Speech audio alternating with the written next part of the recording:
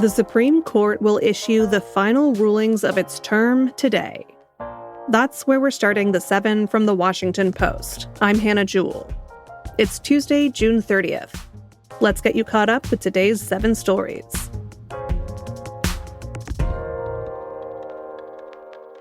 Later this morning, justices will hand down 3 final rulings after a term packed with consequential decisions for the country. Many of their recent rulings have dealt with the legal questions raised by President Donald Trump and his often unprecedented actions in office. Several such rulings arrived yesterday. 2 were defeats for the president. In one ruling, justices said that a $5 million civil judgment against Trump can stand. That stemmed from a 2023 trial in which Trump was found liable for allegedly sexually assaulting the journalist E. Jean Carroll. In another defeat for the president, justices ruled that mail-in ballots which arrive after Election Day can be counted. Trump and some Republican allies have falsely argued that voter fraud is rampant in mail-in voting. But in another ruling, the court greatly expanded Trump's power over the federal bureaucracy and his ability to fire officials at independent regulatory agencies. That case was brought by Rebecca Slaughter, a former FTC commissioner who was fired by Trump. She spoke to CNN after the decision. I mean, the president said it himself. It is the largest expansion of executive power in over 100 years, and that is exactly why we should be worried about it. Today, the court is expected to issue a ruling on Trump's executive order to limit birthright citizenship. That's the principle that nearly everyone born on U.S. soil is automatically a U.S. citizen. This decision will be one of the most significant of the court's term because it could fundamentally rewrite what it means to be American. Check back in with the Washington Post's app or website around 10 a.m. Eastern to find out what the court decides.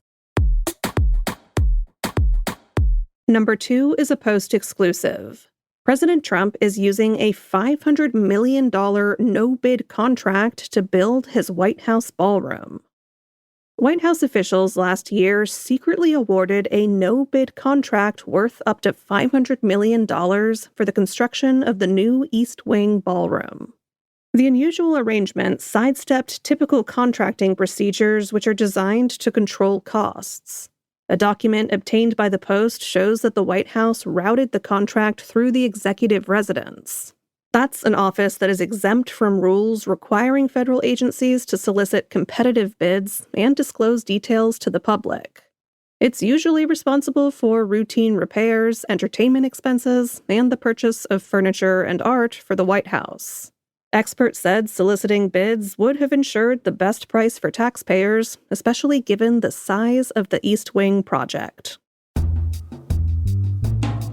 Number 3.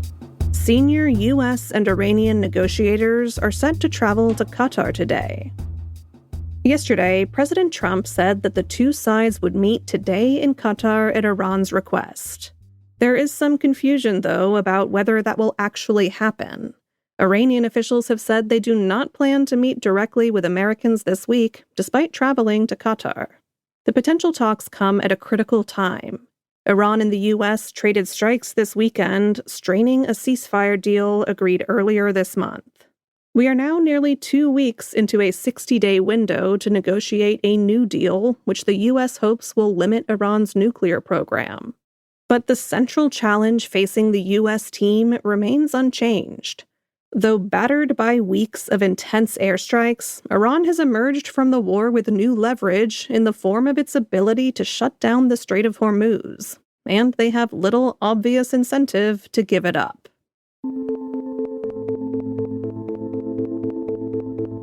With little help on the way, Venezuelans are trying to rescue themselves.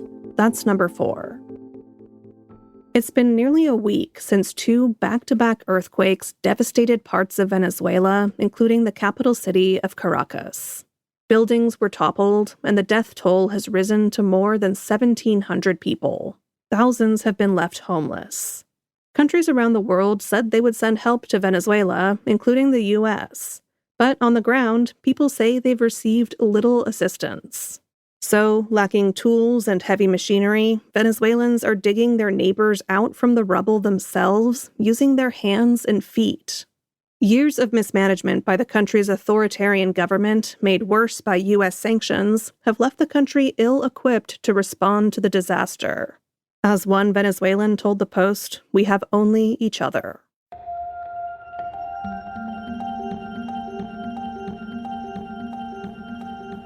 Severe heat and strong winds are fueling raging wildfires in the West. That's our fifth story.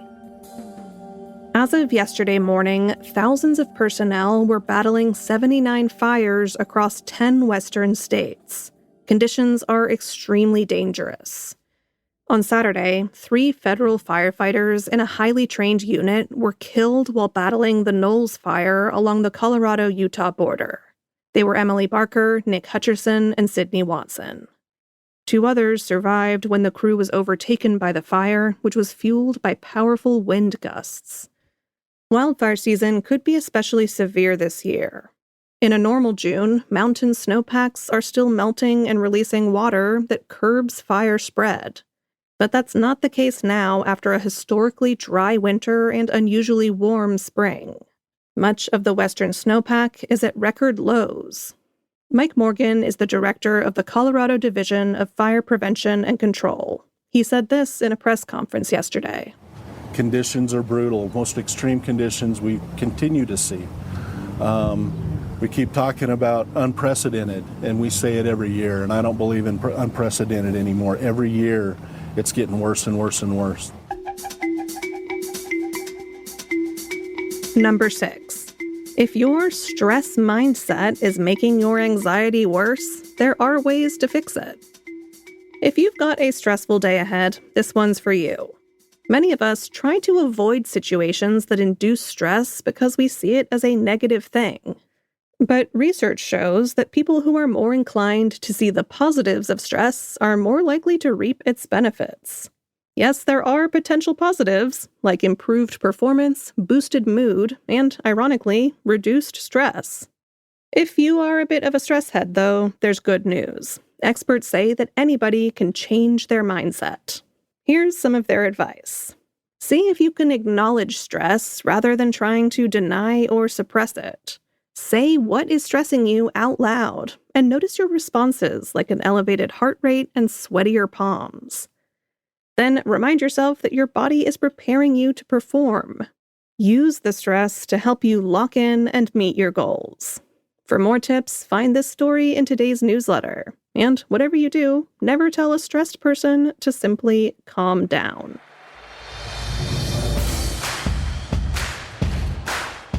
Number 7 is a stressful one for Germans.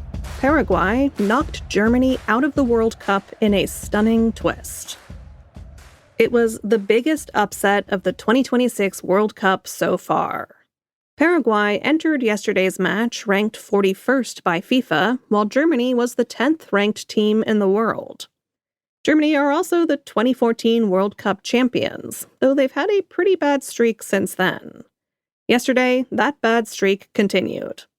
After a 1-1 draw, Germany fell to Paraguay in a penalty shootout. The Germans missed 3 penalties. In one of them, Jonathan Tah blasted his attempt right over the bar. It was excruciating to watch, but also kind of great, depending who you support. Don't the Germans have a word for that? Anyway, there are plenty more dramas to come as the tournament shifts into the knockout stages. The U.S. play their next game tomorrow against Bosnia and Herzegovina. We have a piece in today's newsletter about how this team watched the American World Cup dream fail when they were teenagers, but now they are back as men to try and revive it. All right, you're all caught up.